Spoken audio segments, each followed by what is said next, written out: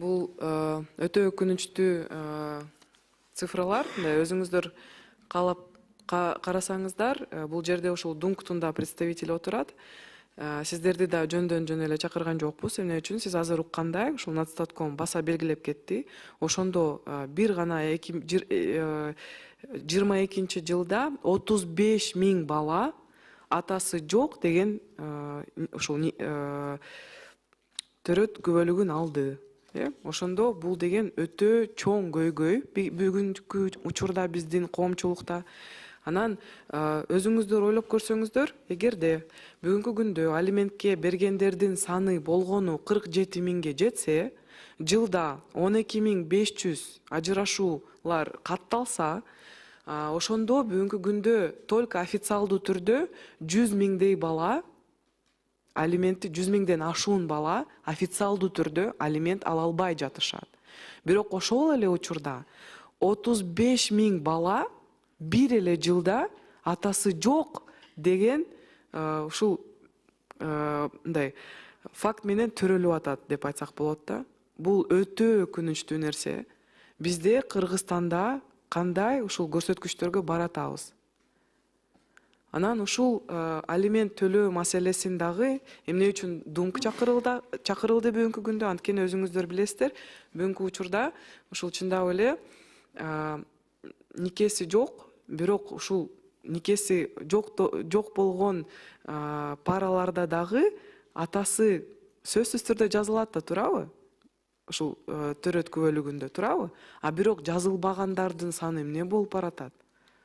Жоопкерчиликсиздиктин мындай өлчөмү бүгүнкү күндө болбогондой карасаңыздар, ушул бир эле цифралар сиздерге ушунун бардыгын тастыктап берет. Ошол эле учурда карызкорлордун саны көбөйгөнүнө карабай, тилекке каршы бүгүнкү күндө сот департаменти өзүнүн жумушун так аткарбай жатышат. Эмне үчүн? Анткени карызкорлордун саны жылдан жылга көбөйөт. Ооба. Бирден бир себептери бул сот аткаруучулардын санынын жетишкендиги да.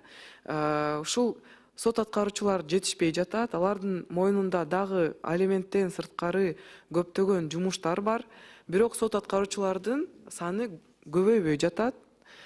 Бул дагы өтө өкүнүчтүү нерсе. Муну дагы ушул биздин фракциянын чечимине киргизгени туура болот. Ушул сот аткаруучулардын саны сөзсүз түрдө көбөйтүшүбүз керек. Анткени бул деген өтө өкүнүчтүү нерсе. Биз эң акыры таптакыр каралбаган нерсе бул ушул алиментти өңдүрүү маселеси. Анткени бүгүнкү күндө ушул биздин 100 миңден ашуун балдардын тагдырын чече турган маселени кайрадан козгоп, кайрадан ушул мыйзамды дагы күчөтпөсөк, мындай айтканда, бул чоң поколение балдар атасынын кароосу жок болуп, мындай шагы сынган балдардын поколениясы өсүп баратат да бүгүнкү күндө. Анан ушул маселени аябай жакшылап карап, ушул жаңы мыйзамды демилгелеп, ушул Альянс фракциясы бүгүнкү күндө ушунун үстүнөн иштеп атат. Анан эмне үчүн ушул суроолорду бердим? Анткени сиз барыңыздар ушул маселеге көбүрөөк көңүл бурбасак болбой калдык. Бул эң биринчи иретте ДУНКка дагы кайрылуу жасап, ушул сиздердин фатва болобу, ушул биздин ар бир жума сайын биздин мечеттерде миңдеген адамдар чогулушат. Туурабы? Алардын арасында дагы карызкорлор жок эмес. Ушул маселени ДУНК көтөрүп, ар бир жума сайын ушуну сөзсүз түрдө айтыш керек. Ар бир ата өзүнүн баласына алимент болобу, акча болобу, жардам кылыш керек. Мындай бир гана акчалай эмес, көңүлдү да буруп, качан ушул кыргыздарда мындай көрсөткүчтөр болгон. Жоопкерчиликсиздиктин деңгээли ушунча көтөрүлдү. Ушул бир нече жылдын ичинде ушунча ыйлагың келет. Анткени чындап эле жалгыз бой энелер өтө көбөйдү. Анан дагы бир нерсе, алар иштеш да керек, балдарды багыш да керек.